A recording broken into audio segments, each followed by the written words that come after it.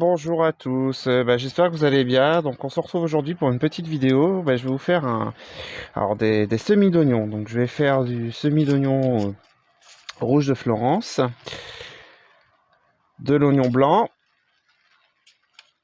et un autre style d'oignon rouge, le Robelra. On va parler comme si c'était espagnol.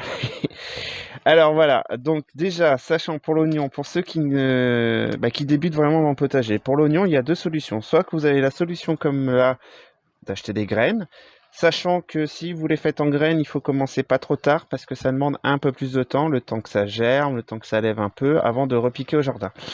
Ou alors vous avez la solution des bulbilles que vous trouvez dans les commerces.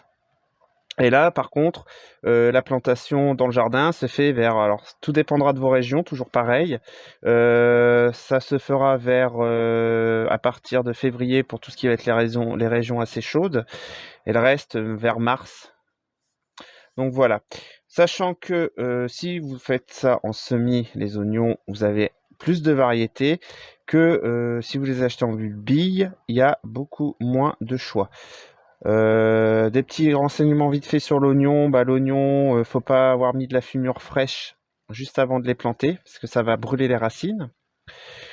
Tout ce qui est oignon, échalote, tout ça, ça déteste avoir les racines, en quelque sorte, dans l'eau. Ça a horreur de voilà. Donc je vous conseille, c'est de faire des petites buttes au moment de la plantation. Et voilà. Après, l'oignon, ça demande pas en général de grand entretien. De temps en temps, de gratter la terre, de désherber s'il y a besoin. Mais ça n'a pas besoin d'un entretien fou. Donc moi, cette année, je vais faire les semis. J'avais fait déjà un peu l'année dernière sur que des oignons blancs. J'en avais fait une dizaine et j'étais content du résultat. Cette année, j'augmente la quantité déjà de la variété et au niveau quantité de semis. Mais je vais quand même prévoir mon coup en achetant quelques bulbilles. On sait jamais, hein, dans le jardin, il n'y a jamais rien n'est sûr, désolé. Il peut avoir des échecs, il peut avoir aussi des réussites. Ça peut être une année entre guillemets à oignon ou pas du tout, hein, comme il y a eu il y a 2 ans avec l'histoire des tomates et de mildiou. Tout dépendra du temps. De toute façon, on peut plus trop se fier aux saisons maintenant, donc voilà. Ensuite, possibilité du semis. Pour le semis, donc vous pouvez toujours soit le faire en plaque alvéolée, dans des pots de fleurs assez profonds, sachant qu'il faut penser que derrière, il faut le replanter au jardin. Vous devez aussi ne pas semer trop de rue si vous le faites dans un pot ou dans une barquette, parce que déjà, ça va empêcher que tous les plants se développent correctement, parce qu'ils vont se faire un peu concurrence les uns les autres. Et ensuite, c'est tout. Donc moi, cette année, du coup, je teste avec bébé Pressmotte, comme sur la vidéo des choux. Alors, je sais pas si je l'aurais mis avant ou après, le Smith Chou. Bébé Pressmotte. Alors, et en sujet du Pressmotte, je vous dirai autre chose aussi. Donc, ce qui se passe, bébé Pressmotte, ça va vous faire des petites mottes avec un petit emplacement où mettre la graine. Et ensuite, au moment où ça va commencer à sortir, parce que ça fait vraiment des petites mottes, j'ai papa Pressmotte ou maman Pressmotte, comme vous voulez. Donc là, qui sert soit pour faire des mottes pour les grosses graines, ou avec ça, vous les mettez à la place, ça permet de repiquer les petites mottes. Donc ça évite de toucher aux racines. C'est pour ça que je testais aussi un peu plus le presse-motte cette année, voir comment les légumes se comportent dans quelque chose d'un peu plus compressé. On va dire que dans un godet où on tasse un peu, mais c'est pas non plus compressé. Donc voilà. Donc, on est parti. Bébé presse-motte au travail. Donc, je répète, vous humidifiez bien le terreau. Ensuite, ça doit vous faire un boudin dans les mains, donc pas trop d'humidité non plus dedans. Et puis vous y allez pour bien faire les mottes. Voilà, vous voyez.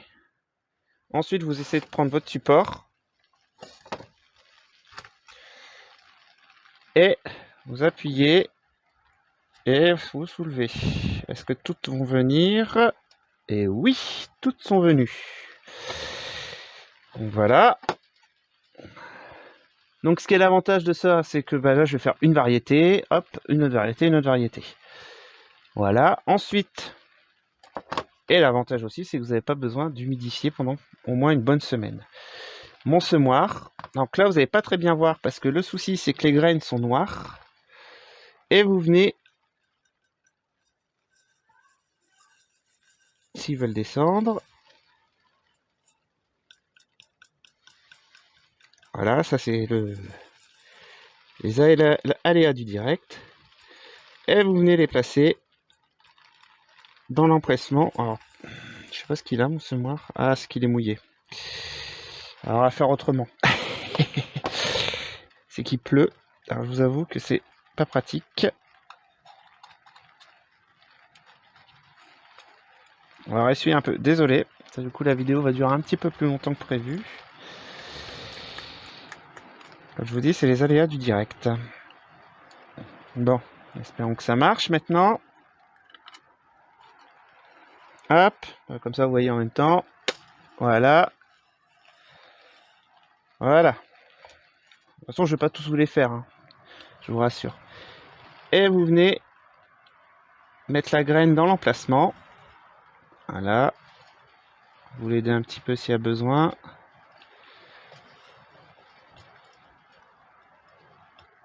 Voilà.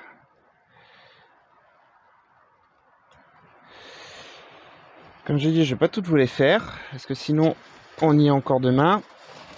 Et ensuite, vous venez mettre la graine en contact et vous recouvrez un petit peu. Pas besoin de... Voilà. Je finirai le reste après. Et là, je le mettrai côté serre chaude.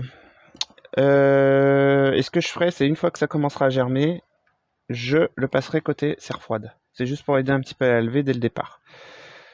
Ce que vous pouvez faire, si vous les achetez en bulbille aussi, si vous avez un presse-motte, vous pouvez faire du forçage. C'est-à-dire, vous faites vos mottes et vous posez vos bulbilles sur les mottes et elles vont faire leurs racines, etc. Et vous n'avez plus qu'à repiquer dans le jardin. Ça va faire un petit peu avancer aussi.